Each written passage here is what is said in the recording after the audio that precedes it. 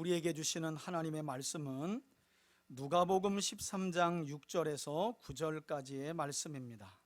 시작. 이에 비유로 말씀하시되 한 사람이 포도원에 무화과나무를 심은 것이 있더니 와서 그 열매를 구하였으나 얻지 못한지라. 포도원 지기에게 이르되 내가 3년을 와서 이 무화과나무에서 열매를 구하되 얻지 못하니 찍어버리라. 어찌 땅만 버리게 하겠느냐? 대답하여 이르되 주인이여 금년에도 그대로 두소서. 내가 두루 파고 거름을 줄이니 이후에 만일 열매가 열면 좋거니와 그렇지 않으면 찍어버리소서 하였다 하시니라. 아멘. 할렐루야. 오늘 말씀 제목을 다 같이 한번 읽어보도록 하겠습니다. 한번 따라합시다. 열매 없는 무화과나무의 비유.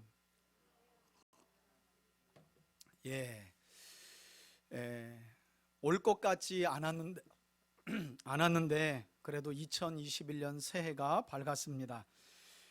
새해 첫 주일 예배이자 신년 감사 예배로 드리는 주일인데, 올 한 해는 이 코로나19가 종식되어서 우리의 일상과 영적인 삶도 온전히 회복되는 은혜가 하나님께로부터 있기를 바라고요. 늘 드리는 말씀이지만 올 한 해도 우리 3대 가족 모두가 변치 않고 마음과 뜻과 힘을 다해 하나님을 경외하는, 하나님을 힘써 알아가는 복된 삶을 세상 속에서 구별되게 살아감으로 하나님이 주시는 충만한 복을 누려가는 2021년 한 해가 되시길 예수님의 이름으로 축원해 드립니다. 여러분, 죄인을 구원하시기 위해 하나님의 아들로 이 땅에 오신 예수님의 생애를, 특별히 3년간의 생애를 우린 공적인 생애다 그래서 공생애라고 부릅니다. 특별히 누가복음에는 이 헬라인이었던 의사 누가가 그 근원부터 누가복음 1장 1절 이후에 밝히고 있는 바와 같이 그 근원부터 자세히 미루어 살핀 후에 이 예수님의 공생의 행적을 기록했는데요. 그래서 그런지 이 누가복음 안에는 다른 복음서들에서는 찾아볼 수 없는 조금은 특별한 예수님의 행적들이, 빠져있는 행적들이 무려 30여 개나 추가적으로 기록되어 있는 것을 볼 수 있어요. 그리고 그 추가된 내용 중에 하나가 바로 오늘 우리가 함께 살펴볼 열매 없는 무화과나무에 관한 말씀입니다. 물론 무화과나무를 소재로 비유하신 말씀이 다른 복음서에 전혀 없는 것은 아니에요. 특히 마태복음과 마가복음 안에는 예수님께서 이제 3년 공생애를 마치고 마지막 한 주간을 남겨두었을 때, 그 한 주간을 우리가 보통은 이 고난주간이다 이렇게 부르고 있는데요, 이 고난주간을 맞이하여 주님이 예루살렘에 올라가시는 장면이 마태복음 후반과 마가복음의 후반에 기록되어 있는데, 이때 이 예루살렘에 올라가신 예수님은 참 슬피 우십니다. 뭐 때문에 우셨느냐? 만민이 기도하는 집으로서의 기능을 상실하고 이미 강도의 소굴로 전락해버린 예루살렘을 보시고 통탄해 하시는 내용이 복음서 안에 기록이 되어 있어요. 그런데 그때 예수님께서 그처럼 강도의 소굴이 되어버린 그 성전을 무엇에 비유하셨느냐?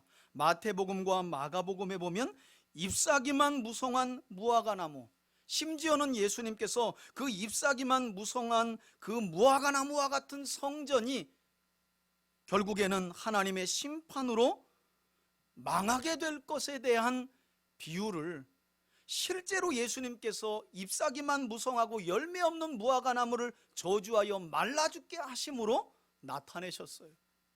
그것 때문에 제자들이 상당히 놀랬던 일이 마태복음과 마가복음 안에 기록이 되어 있는데, 하지만 그럼에도 불구하고 오늘 본문인 누가복음 13장에 기록된 이 열매 없는 무화과나무의 비유가 제가 설명드린 것처럼 마태복음이나 마가복음에 기록된 또 다른 열매 없는 무화과나무의 비유와 다른 차이점이 있다면, 마태복음과 마가복음에 기록된 열매 없는 무화과나무의 비유는 하나님께서 그처럼 열매 없는 삶을 살아가는 이스라엘을 향한 심판을 강조했다면, 오늘 우리가 함께 살펴보는 이 누가복음 13장에 기록된 열매 없는 무화과나무의 비유는 구체적으로 그 열매가 무엇인지를 우리에게 가르쳐주고 있다는 거예요.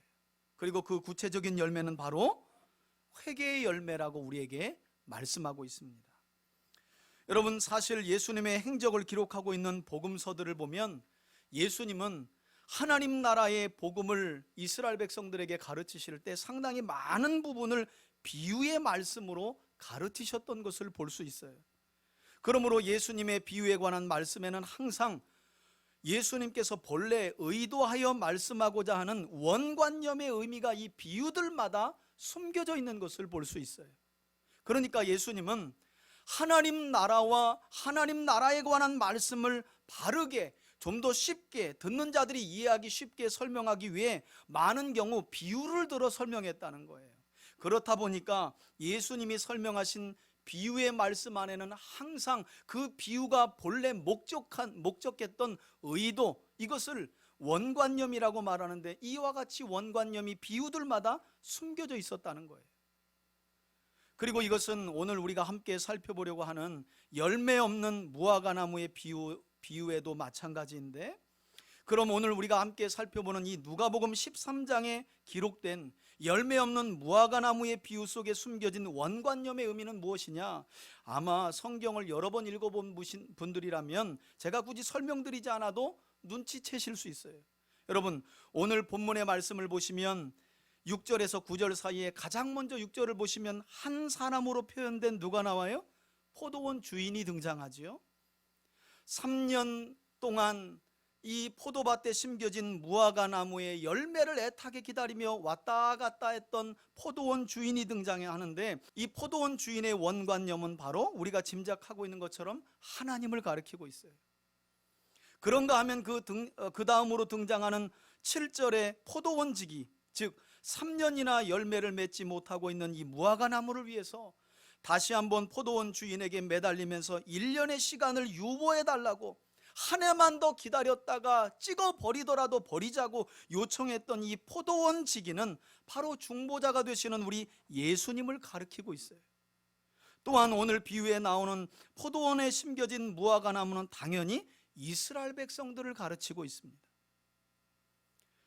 그리고 무엇보다도 오늘 본문에 기록된 비유에서 가장 중요한 핵심이라고 말할 수 있는 이 포도원 주인이 마지막까지 애타게 기다렸던 열매의 원관념이 중요한데요, 여러분, 의아해 하실 수 있겠지만 바로 이 열매가 마태복음이나 마가복음에 기록된 의미와는 다르게 이 누가복음 13장에 기록된 무화과 나무에서 열려야 할 열매를 놀랍게도 의사 누가는 누가복음에서 회개의 열매라고 우리에게 가르쳐주고 있다는 사실이에요. 여러분, 말씀드린 것처럼 성경을 어느 정도 읽어본 분들이라면 오늘 비유에 등장하는 포도원 주인이 하나님을 뜻하고 또 포도원지기가 예수님을 뜻한다는 사실을 금방 눈치챌 수 있어요. 왜냐하면 오늘 이 비유 외에도 많은 경우 예수님의 비유에 등장하는 주인은 항상 하나님이나 또는 예수님을 말했어요. 그런데 왜 제가 오늘 본문에 등장하는 무화과 나무가 맺어야 할 이 열매를 마태복음과 마가복음과는 다르게 이 열매가 회개의 열매라고 못 박으며 단정지어 여러분들에게 말씀을 드렸느냐? 여러분, 그 이유는 애초부터 오늘 본문에 기록된 이 마태복음과 마가복음과는 다르게 제목은 같아요. 이 비유의 제목은 같지만 이 누가복음 13장에 기록된 이 열매 없는 무화과나무의 비유는 이미 예수님께서 앞서서 말씀하신 내용을 한 번 더 강조하여 깨닫게 하시기 위해서 설명하신 말씀이기 때문에 그래요. 그러면 당연히 우리가 이 본문에 기록된 비유를 이해하기 위해서는 오늘 이 비유가 시작되는 6절 이전의 말씀을 봐야 한다는 거예요. 여러분, 앞선 내용을 한번 보시면 6절 이전에, 그러니까 누가복음 13장 1절 이후를 보면 어떤 사건이 있었느냐? 성경은 이렇게 말합니다. 두어 사람이 예수님을 찾아왔다고 말해요. 그리고 그들은 예수님께 한 사건에 대해 언급합니다. 다른 성경에서는 그것을 고했다는 거예요. 그 사건은 바로 당시 빌라도 총독이 유대를 다스리고 있었을 때 일어났던 한 사건이었어요. 우리 성경에는 아주 단순하게 갈릴리 사람들의 피가 그들의 재물에 섞인 사건으로 간략하게 언급이 되어 있는데요, 역사적인 문헌에 따르면 이 사건은 실제로 일어났던 사건이라고 기록이 되어 있어요. 실제로 이 사건은 어떤 사건이었느냐? 여러분, 예수님 당시 유대 지역을 다스렸던 빌라도 총독, 총독으로는 5번째 총독이 바로 빌라도거든요. 그래서 폰티우스 빌라도라 그래요. 폰티우스라는 말이 5번째라는 뜻이에요. 헤롯 아켈라오가 쫓겨난 이후에 유다와 예루살렘 지역을 로마 황제가 총독을 두어서 다스리게 되는데 5번째 총독으로 부임한 사람이 바로 빌라도였다는 거예요. 이 빌라도 총독이 유대와 예루살렘을 다스릴 때 어떤 일이 있었느냐? 여러분, 이 빌라도 총독이요, 예루살렘 성의 식순환을 해결하기 위해서 무리하게 수로 공사를 진행했는데 안타깝게도 공사 중간에 공사 자금이 마르게 돼요. 공사 자금이 부족하게 돼요. 그래서 이 일을 마쳐야 하는 총독 빌라도가 어떤 생각을 해냈느냐? 이스라엘 백성들이 절기 때마다 예루살렘에 올라가서 성전세를 드리는데 그 성전세를 강제로 유용해가지고 이 수로 공사를 마친 거예요. 이것 때문에 이스라엘 사회, 이스라엘 백성들이요, 하나님의 성전이 들어든 그들의 헌금을 가져다가 수로 공사를 하니까 빌라도 총독에 대한 저항심이 높아진 거예요. 그런 중에 어떤 일이 있었느냐? 본래 유대인들은 갈릴리 사람들을 오리지널 이스라엘 백성들로 잘 인정하지 않는데 이 절기를 쫓아서 예루살렘 성전에 나와서 하나님께 예배를 드리러 왔던 갈릴리 지역의 순례객들이 이 저항하는 무리에 속해가지고요, 빌라도 총독을 향해서 열심히 그 저항을 하는 중에 어떤 일이 벌어지게 되었느냐? 이 빌라도 총독이 너무 격렬하게 이 갈릴리 출신의 순례객들이 저항을 하자 그만, 저항하는 순례객들을 그만 무참하게 죽여버려요. 싹 다 죽여버리는 거예요. 왜냐하면 그 소식이 로마 황제에게 들려지면 자기 총독의 자리가 위태하기 때문에 그냥 속전속결로 이 사건을 마무리하겠다고 갈릴리 지역에서 와서 하나님의 성전에 드려진 성전세를 가지고 공사를 진행하려 했던 빌라도에게 저항했던 이들을 무참히 죽여버린 거예요. 아마도 이 사건을 가지고 예수님께 언급하며 예수님의 견해를 물었던 사람들의 속마음은 예수님께 이 사건을 고하면서 주님, 그 사건 아시죠? 하면서 그 고했던 이유가, 제가 생각할 때는 예수님께서 빌라도를 비판하시든지 아니면 이렇게 불행한 죽음을 맞이한 사람들에 대한 뭔가 다른 견해를 얻고 싶었던 것 같아요. 도대체 그들이 왜 죽은 거냐? 많은 사람들이 저항했는데 왜 그들만 죽은 거냐? 그 이유를 예수님께 물었던 것으로 보여요. 흥미로운 사실은 예수님께서 이처럼 자신의 견해를 묻는 이 두어 사람의 질문에 대해 어떻게 대답하시느냐? 여러분 2절과 3절을 보시면요, 예수님은 그들에게 갑자기 이 사건에 대한 관심을 질문했던 그들 자신에게 돌리면서 뭐라고 말씀하셨느냐? 빌라도 총독에게 희생된 이 갈릴리의 순례객들은 절대 너희들보다 죄가 더 많아서 그런 불의의 사고로 죽게 된 것이 아니라고 말씀하면서 결론적으로 어떤 말씀을 하세요? 너희도 만일 뭐하지 아니하면, 회개하지 아니하면 다 이와 같이 어떻게 망할 것이라. 여러분 오해하지 마세요. 이 갈릴리의 순례객들이 죄가 많아서 죽었다는 말이 아니에요. 이 질문을 하고 있는 사람들보다 죄가 더 많았던 것도 아니에요. 그 죄 때문에 망했다는 말도 아니에요. 다만 이 사건에 대한 해석을 통해 예수님께 물어보며 예수님의 입으로 총독 빌라도를 욕하길 원했고, 또는 도무지 이해가 안 가는 이 불행한 사건에 대한 해석을 요구했던 그들에게 예수님은 오히려 그 화두와 관심을 그들 자신에게 돌리면서 너희들도 만일 회개의 열매를 맺지 아니하면 뭐 할 것이라고요? 이와 같이 망할 것이다 라고 하는 말씀을 주셨다는 거예요. 그런데 오늘 말씀을 보면 예수님의 대답이 여기서 그치지 않지요? 이어지는 4절을 보시면 이번에는 예수님께서 아예 이들이 묻지도 않은 또 다른 사건을 언급하시는데 그 사건이 어떤 사건이라고 말씀합니까? 실로암 망대가 무너져서 18명이나 죽은 사건을 예수님이 이번에는 먼저 꺼내셨어요. 여러분 이 사건 역시 총독 빌라도가 유대를 다스릴 때 일어났던 사건인데요, 유중에는 극렬하게 로마에 저항했던 이 당파가 있었는데 그들을 가리켜 성경에서는 열심당원이라고 말해요. 이 열심당원들이 로마에 저항하기 위해서 실로암에 세워진 망대 위에 올라가서 총독 빌라도에게 저항했어요. 극렬하게. 안타까운 사실은 총독 빌라도가 그들을 저지하고 그들의 저항 이 시위를 무모하는 과정에서 또 어떤 일이 벌어졌느냐? 결국에는 이 총독 빌라도가요 실로암 망대를 명령을 해서 군대로 하여금 명령해서 무너뜨려 버립니다. 그러다 보니까 망대 위에 올라간 사람들 18명이 어떻게 그냥 그 자리에서 떨어져서 죽게 된 거예요. 여러분, 예수님께서는 이처럼 실로암 망대 사건까지 언급하시면서 이번에도 동일하게 5절 말씀을 보시면 뭐라고 말씀하시느냐? 이 사건을 통해 희생된 18명의 사람들 또한 그들의 죄가 너희들보다 많아서 그런 불행한 죽음을 당한 것이 아니라고 말씀하시면서 역시 그 사건에 대한 화두를 다시 한번 예수님께 질문했던 그들을 자신에게 돌리면서 너희도 만일 회개하지 아니하면 뭐 할 것이라고요? 이와 같이 망할 것이라는 말씀을 오늘 이 비유 전에 하셨다는 거예요. 이렇게 우리 예수님은 그 당시 일어났던 누구나 할 수 있는 큰 이 불행한 사건에 대한 관심을 가지고 예수님의 입으로 빌라도 총독을 욕해 주길 원하고 때로는 자기 자신의 의의를 드러내기 위해서 뭔가 우리는 그들보다 낫기 때문에 그런 불행한 사건을 피해간 거지, 이렇게 생각하고 있는 그들에게 다시 한번 화두와 관심을 그들 자신에게 돌리면서 예수님은 회개를 요청하고 가르치시기 위해서 우리가 오늘 본문으로 본 6절 이후의 이 비유의 말씀을 덧붙여서 설명하고 계신다는 거예요.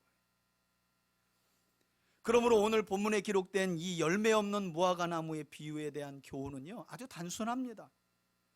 여러분, 이것은요 오늘 이 비유를 한마디로 제가 조려서 말씀드리면 이 비유는 이런 교훈을 우리에게 주고 있어요.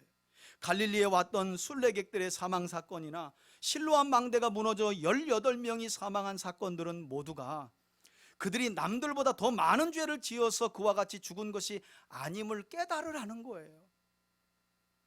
그리고 이 비유에 기록된 말씀과 같이 지금 포도원 주인이신 하나님의 심판이 여러 해 동안 회개의 열매를 맺지 못하고 있는 너희 이스라엘 백성들에게 임할 것을 명심하고, 그러나 그런 너희를 위해 포도원 지기신 중보자 예수님께서 중보하심으로 다만 정해진 기간 동안 심판을 유보해 주셨으니 그 심판의 기회를 놓치지 말고 힘써서 뭘 맺으며 살아가라는 말씀이에요.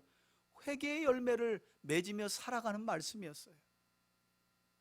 여러분, 지금으로부터 7년 전에 일어났던 세월호 사건을 기억하시죠?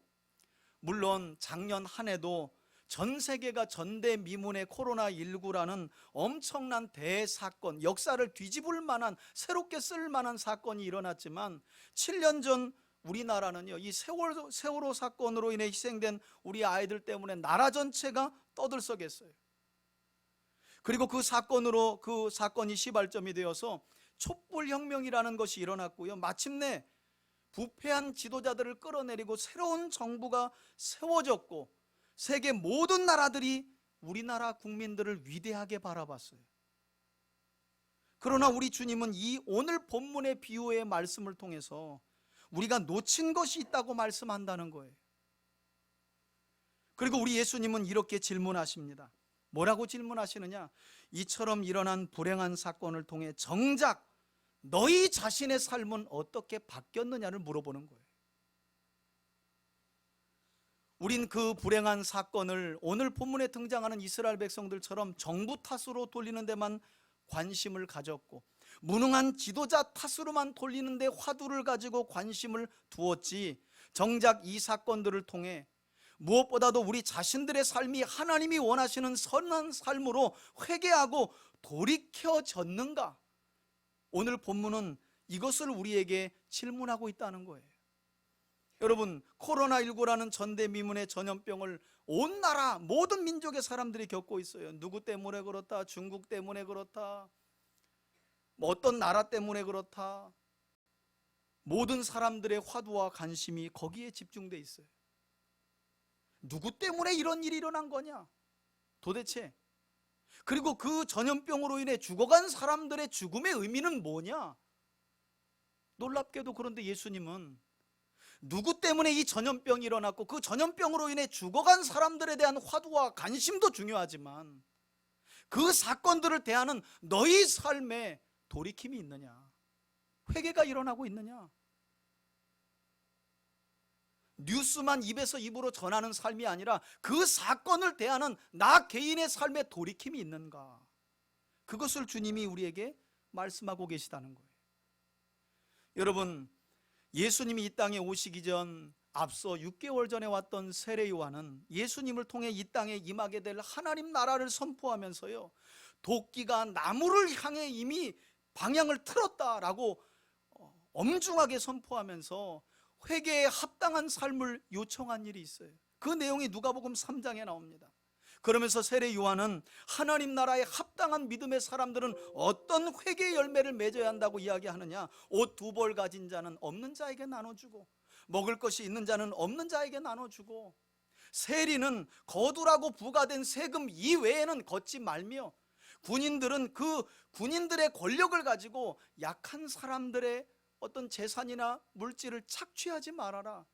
이게 바로 너희들이 하나님 앞에서 맺어야 할 무화과 열매, 회개에 합당한 열매라고 이미 예수님 오시기 전 누가복음 3장에서 선포하셨다는 거예요.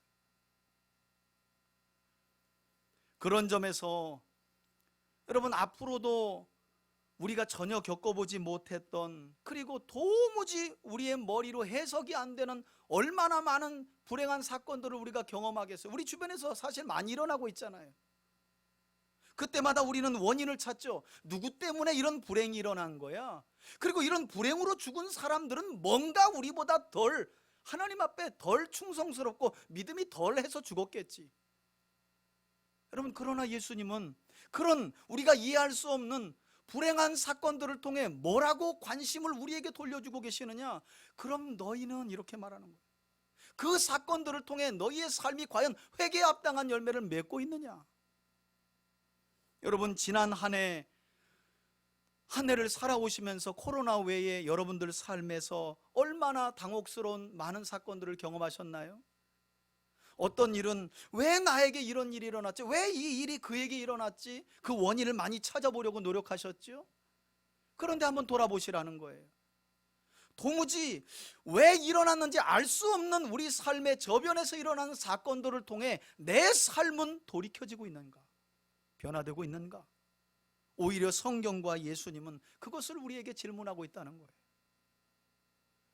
우린 오늘도 세상에서 일어나는 많은 사건을 가지고 예수님께 나아가 기도합니다. 주님, 갈릴리의 순례객들이 왜 죽은 거예요? 실로암 망대가 무너져 죽은 18명은 우리보다 도대체 무슨 죄를 지었길래 그처럼 죽은 거예요? 세월호의 아이들은요, 같은 코로나를 겪지만 코로나에 감염돼서 죽은 자들은요, 그때 주님이 우리에게 뭐라고 대답하신다고요? 만일 너희도 회개하지 아니하면 그와 같이 어떻게? 망한다. 여러분, 예수님은 동일하게 지금도 이 말씀을 우리에게 답으로 주고 계시다는 거예요. 알 수 없는 영역이에요. 우린 이 땅에서 일어나는 모든 일을 다 알 수 없어요. 하나님만 아세요.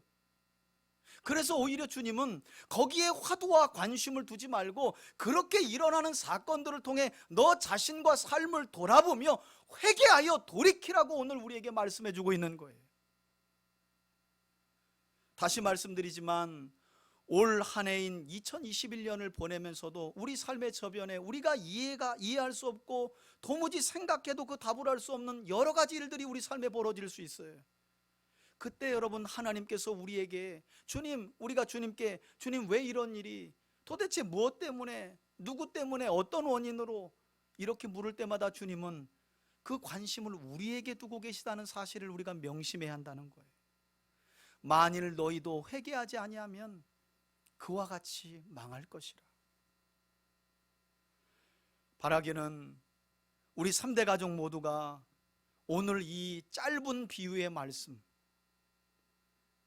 예수님 당시에 일어났던 전대미문의 큰 사건을 가지고 예수님께 견해를 물으러 왔던 이들에게 예수님은 만일 회개하지 아니하면 너희도, 그러면서 이 비유의 말씀을 하신 내용을 우리 성도들 모두가 마음속에 잘 새기면서 회개의 열매를 맺는 거룩한 삶을 기대하시는 오늘 비유에 나오는 포도원 주인이신 우리 하나님과, 그리고 그 하나님께 중보하며 그 심판의 날을 유보하고 계실 뿐만 아니라 우리 삶의 회개의 열매를 풍성하게 맺도록 하시기 위해 우리 인생의 땅을 두루 파시고 은혜의 걸음까지 아끼지 않고 주시는 포도원 지기이신 우리 예수님을 우리 성도들이 늘 마음에 새기고 기억하면서, 무엇보다도 우리에게 주신 2021년 한 해는 포도원 지기이신 예수님께서 포도원 주인이신 하나님께 요청하여 심판을 유보해 주신 바로 그 금년,